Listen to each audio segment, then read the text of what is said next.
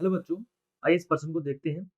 अभिकथन दिया गया है, मनुष्य में उसके जीवन काल में दांतों के दो समूह होते हैं। इसके लिए कारण जो दिया गया है, कारण यहाँ पे है, कारण है कि मनुष्य में, कारण जो दिया गया है वो है मनुष्य में गर्तदंती थीकोडोंट दंत व्यवस्था होती है। हम देखेंगे कि अभिकथन सत्य है या कारण सत्य है, या कारण अभिकथन की व्याख्या करता है या नहीं करता। सबसे पहले हम कुछ चीजें, कुछ बातें हम जानना चाहेंगे।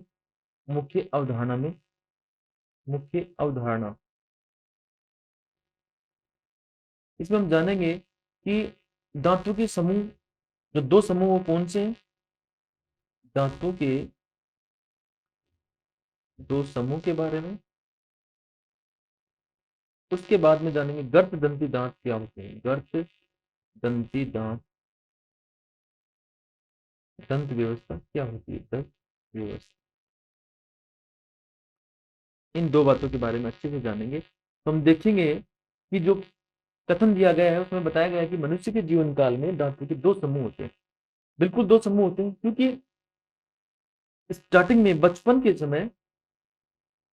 बचपन में दांत स्थायी नहीं होते, अस्थायी दांत होते हैं। अस्थायी दांत, अस्थायी दांत जो टूट जाते हैं, अस्थायी दांत होते हैं जो टूट जाते हैं। यानी जैसे पेड़ों की पत्तियां झड़ जाती हैं, उनको पर्णपाती वन बोलते हैं। ऐसे ही यहाँ पे दांत भी पर्णपाती दांत कहलाते हैं। पर्णपाती दांत जो गिर जाते हैं, झड़ जाते हैं, गिर जाते हैं। और ये दांत, इनकी संख्या होती है 20 दांत, जिन्हें दूध के दांत भी कहते हैं। जिन्हें दूध के दांत भी कहते हैं। ये 20 दांत होते हैं, दूध के दांत कहलाते हैं। उसके बाद में आते हैं स्थायी दांत। स्थायी दांत, स्थायी दांत होते हैं जो वयस्क अवस्था तक बने रहते हैं। वयस्क दांत भी कहलाते हैं। और ये कंप्लीट होते हैं 32 दांत। इनकी संख्या होती है 32। और अस्थायी दांत या पर्णपाती दांतों की संख्या होती है 20। इस प्रकार जो मनुष्य है उसके जीवन काल में दो समूह, दांतों के दो समूह होते हैं। अस्थायी दांत, उसके बाद में स्थायी दांत। अस्थायी दांत टूट जाते हैं, उसके बाद में स्थायी दांत आते हैं। तो हमारा जो कथन है वो बिल्कुल सत्य है, दो समूह पाए जाते हैं। उसके बाद में गर्त दंती दंत व्यवस्था क्या होती है। सामान्यतः क्या होता है कि जो दांत होते हैं वो जबड़े में पाए जाते हैं। दांत जो होते हैं वो जबड़े में होते हैं। जबड़ा, जबड़े के अंदर मजबूती से डसे रहते हैं।